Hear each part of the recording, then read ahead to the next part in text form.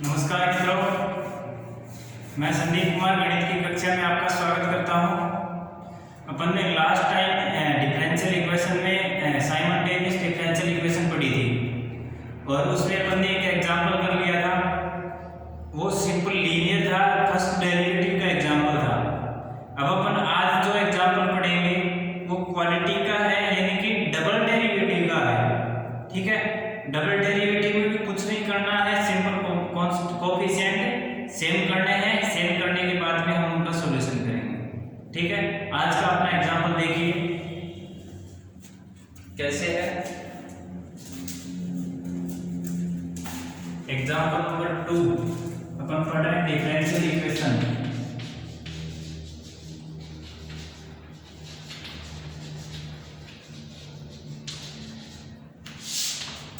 Differential equation example number 2 है। हल कीजिए कह रहा है।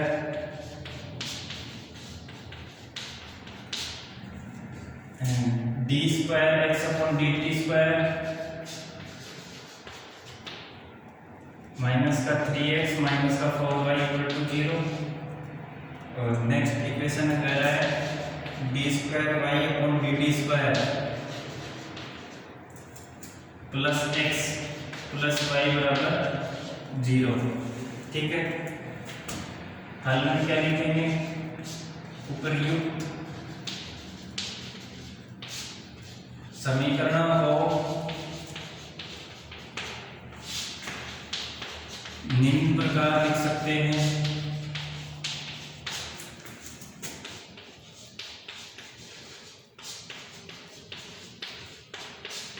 उपयुक्त समीकरणों को निम्न प्रकार लिख सकते हैं। और वो कैसे लिखेंगे? D square upon D T square को capital D square X minus का 3x माइनस का 4y इक्वल टू 0, जहाँ डी स्क्वायर बराबर है D square upon D T square, तो यहाँ से डी स्क्वायर माइनस का 3 इंटू में एक्स माइनस का 4y इक्वल टू 0। समीकरण 1 D two Y upon D T square plus X plus Y बराबर 0। तो यहाँ से X plus D square plus 1y बराबर 0। ये समीकरण 2। अब देखो समीकरण 1 व 2 से कोफिशिएंट किसके बराबर कर दें? y के कोफिशिएंट बराबर कर दें। तो y का कोफिशिएंट इसके साथ है तो किससे गुणा करें? इसके साथ -4 है तो इसके साथ 4 से गुणा कर दें और इसको गुणा कर दें डी स्क्वायर प्लस 1, क्योंकि हमें y का गुणांक बराबर करना है। इसके साथ माइनस का 4y है, इसके साथ डी स्क्वायर प्लस 1y है। तो समीकरण 1 को डी स्क्वायर प्लस 1 से, 2 को 4 से गुणा करें जोड़ने पर इसका माइनस साइन है, इसका प्लस है, तो अपोजिट साइन हो गए। अपोजिट साइन हो गए तो हम जोड़ेंगे और सेम साइन होते तो सब्ट्रैक्ट करते यानी घटाते। समीकरण 1 को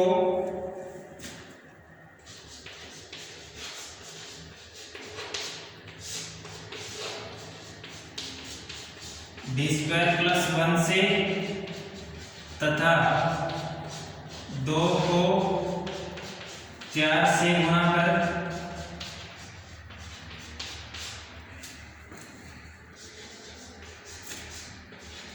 जोड़ने पर 1 को डी स्क्वायर प्लस 1 से तथा 2 को 4 से गुणा कर जोड़ने पर 1 को डी स्क्वायर प्लस 1 से गुणा करो तो डी स्क्वायर माइनस 3। तो ये तो क्या है? D square minus 3। और किससे गुणा करना है?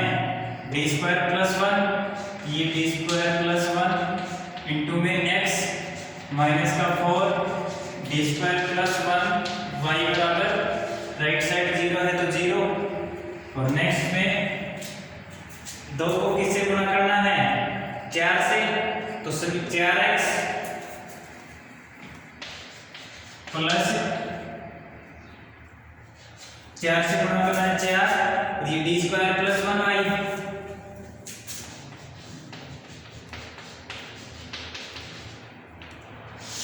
दोनों का अपोजिट साइन है, जोड़ दो, जोड़ेंगे तो ये कैंसिल, इधर से d स्क्वायर माइनस 3 और ये d स्क्वायर प्लस 1 x और ये प्लस का 4x बराबर 0। तो यहाँ से d स्क्वायर d4 माइनस का 3d स्क्वायर प्लस का d स्क्वायर माइनस का 3 इंटू में x और प्लस 4x बराबर 0। तो ये हो गया d स्क्वायर माइनस का 2d4 माइनस का 2d स्क्वायर और माइनस का 3d माइनस का 3 और प्लस का 4 तो प्लस का 1 ये हो गई। अब यहाँ से ये सवाल किसमें चेंज हो गया, पीछे वाली एक्सरसाइज में, और पीछे वाली एक्सरसाइज में चेंज होने से हम इसको कैसे हल करेंगे, इसकी सहायक समीकरण क्या होगी, सहायक समीकरण के लिए क्या करेंगे, d की जगह m पुट करेंगे और राइट साइड 0, तो d की जगह तो ऑलरेडी ही m पुट किए, सॉरी राइट साइड तो ऑलरेडी ही 0 है और यहाँ लेफ्ट साइड में d equal to m put करेंगे तो m4 माइनस का 2m स्क्वायर प्लस 1 बराबर 0। तो ये तो हम जानते हैं m स्क्वायर माइनस 1 का होल स्क्वायर बराबर 0 है, m स्क्वायर माइनस 1 का होल स्क्वायर करोगे तो m स्क्वायर का m4 माइनस का 2m स्क्वायर और प्लस 1 का स्क्वायर 1, ठीक है। तो m स्क्वायर माइनस 1 का होल स्क्वायर बराबर 0, तो m स्क्वायर माइनस 1 बराबर 0 और m स्क्वायर माइनस 1 बराबर m स्क्वायर बराबर 1, m स्क्वायर बराबर 1, m बराबर प्लस माइनस 1 और m बराबर प्लस माइनस 1, ठीक है। तो अपना हल क्या होगा, x बराबर यानी CF और हल, जब राइट साइड में दोनों 0 हो तो CF यानी कॉम्प्लीमेंट्री फंक्शन और इसका हल दोनों समान होते हैं और समान होंगे तो वो हल x बराबर आएगा, क्योंकि ये x में समीकरण है, x में डिफरेंशियल इक्वेशन है, x में डिफरेंशियल इक्वेशन है तो इसका हल x बराबर होगा और x बराबर यहाँ देखो m बराबर 1 1 माइनस 1 और माइनस 1, दो मूल समान है और दोनों 1 1 है, तो c1 plus c2 x e की पावर c1 प्लस c2 किसके रेस्पेक्ट में डेरिवेटिव है, t के रेस्पेक्ट में डेरिवेटिव है, तो c1 plus c2 t e की power t plus c3 plus c4 t और e की पावर माइनस का t, ठीक है। ये अपना हल होगा c1 प्लस c2 t की power t plus c3 plus c4 t e की पावर माइनस t, ये अपना हल होगा, ठीक है। x की वैल्यू आ गई, अपने को वैल्यू या तो इसमें पुट करो या इसमें पुट करो, ये वैल्यू इसमें पुट करोगे तो d स्क्वायर माइनस का 3 तो d स्क्वायर x माइनस का 3x यहाँ पुट कर लो, इसमें x बराबर तो आपके पास है ही और अब d स्क्वायर x और निकालना है,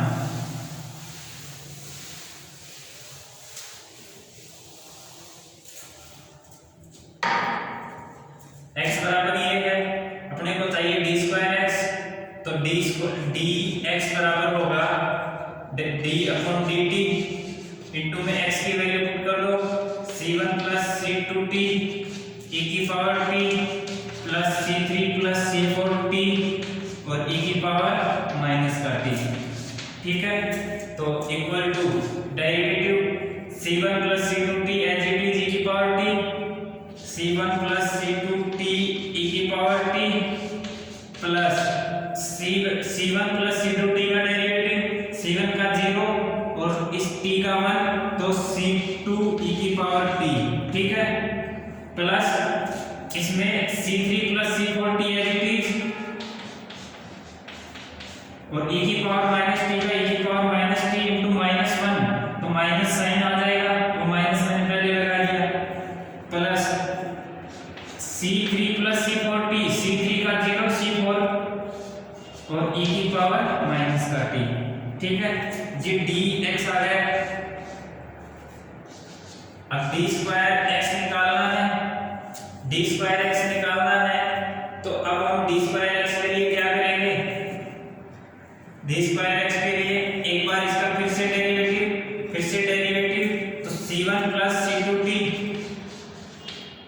e की power t as it is, sorry c1 plus c2t as it is e की power t as it is derivative, plus अब e की power t as it is c1 plus c2t का derivative,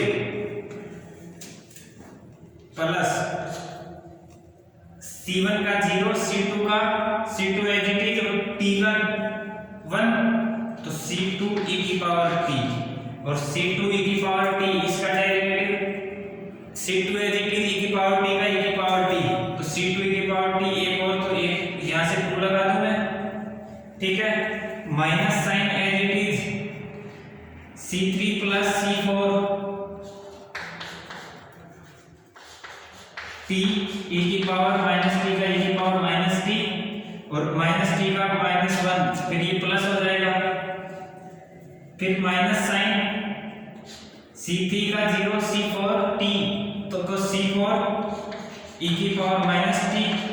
ठीक है, और अब इसका डेरिवेटिव, तो माइनस का c4 e की पावर माइनस t, मैं इसको फिर से माइनस 2 लगा देता हूं। ठीक है, क्योंकि c4 e की पावर माइनस t, तो c4 का, तो c4 e की पावर माइनस t का माइनस e की पावर माइनस t, तो माइनस का c4 e की पावर माइनस t। ठीक है, ये आ गया।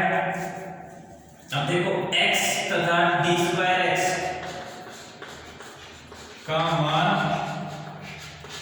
समीकरण एक में रखने पर एक क्या है, ये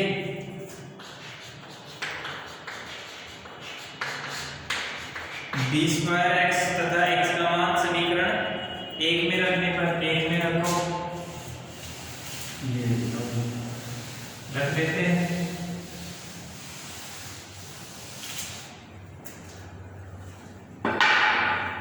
अब देखो समीकरण एक क्या है, d square x minus 3x minus का 4y बराबर 0, तो d स्क्वायर x क्या है, ये रहा c1 प्लस c2t e की power t plus 2c2 e की power t plus c3 plus c4t e की पावर t माइनस का t और माइनस का 2c4 e की पावर माइनस का t। ठीक है, c1 प्लस c2t e की power t plus 2c2 e की power t plus c3 plus c4t e की पावर माइनस का t प्लस माइनस का 2c4 e की पावर माइनस t। अब d स्क्वायर x की वैल्यू आ गई, अब माइनस का 3 एज इट इज और x की value c1 plus c2t e की power t plus c3 plus c4t e की पावर माइनस t।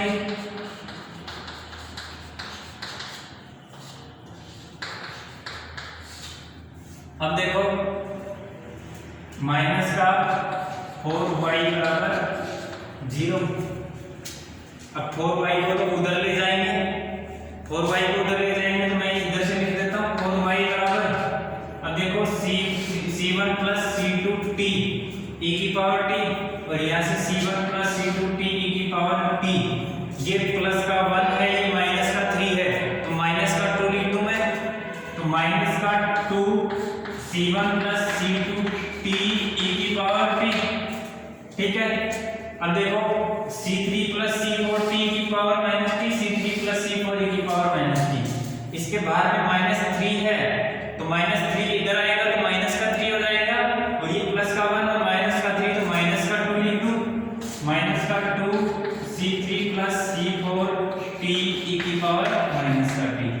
ठीक है, प्लस 2c2 e की पावर t माइनस का 2c4 e की पावर माइनस का t। ठीक है, अब y बराबर 2 सब के साथ गुणा है, तो सब के साथ बाहर ले लेते हैं, माइनस माइनस इधर भी माइनस और ये प्लस का है, तो माइनस भी बाहर ले लेता हूं, तो ये 4 है वो उधर डिवाइड होगा, माइनस का 1/2 c1 प्लस c2t की पावर t माइनस का c3 प्लस, ये सारे प्लस के हो जाएंगे जब बाहर माइनस ले लेते हैं तो c3 प्लस c4t e की पावर माइनस का t, और प्लस माइनस का आएगा ये प्लस का 2 है, माइनस 2 बाहर ले लिया तो माइनस का आएगा, तो माइनस का c2 e की पावर t, और ये माइनस 2 बाहर ले लिया तो प्लस का c4 e की पावर माइनस का t, ये अपना अभी हल हो जाएगा। एक ये सॉल्यूशन होगा और एक ये सॉल्यूशन होगा। x बराबर दिस एंड y बराबर दिस।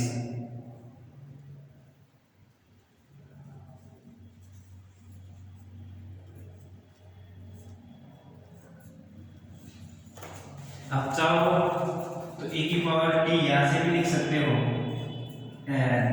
c1 प्लस c2t और माइनस का c2 e की पावर t, ऐसे भी लिख सकते हो कॉमन लेके, e की पावर t का कोफिशिएंट अलग से और e की पावर माइनस t का कोफिशिएंट अलग से, ठीक है। दोनों अलग अलग भी लिख सकते हैं और दोनों को एक साथ मिला के भी लिख सकते हैं, ठीक है। अब देखिए मैं एक बार दोबारा से इसका ब्रीफली इंट्रोड्यूस करवा देता हूँ। हमने किया क्या है, इसमें डी स्क्वायर में डबल डेरिवेटिव की फॉर्म में था अपना क्वेश्चन, डबल डेरिवेटिव की फॉर्म में क्वेश्चन था, तो उसको सोल्व करने के लिए हमने क्या किया, पहले नॉर्मल फॉर्म में लिखा D square plus something Y plus x बराबर 0, इसी तरह दूसरी इक्वेशन लिखी, दोनों इक्वेशनों का संयुक्त रूप लिखा हमने, संयुक्त रूप यानी y को रिमूव किया और y को रिमूव करने के लिए हमने y के कोफिशिएंटों को बराबर किया, y के कोफिशिएंटों को बराबर करके दोनों को सबट्रैक्ट किया। अगर दोनों के अपोजिट साइन हैं, दोनों के कोफिशिएंट समान करने के बाद अगर साइन सेम है तो सबट्रैक्ट करेंगे, अपोजिट साइन है तो ऐड करेंगे। तो यहाँ पे अपने पास अपोजिट साइन थे तो हमने ऐड किया था, और ऐड करने के बाद हमें x में डिफरेंशियल इक्वेशन मिली थी, उसको हमने सॉल्व किया, हल निकाला, हल राइट साइड 0 था यानी कि qx अपना 0 था, तो qx 0 होने की वजह से कॉम्प्लीमेंट्री फंक्शन यानी CF ही हमारा हल हुआ,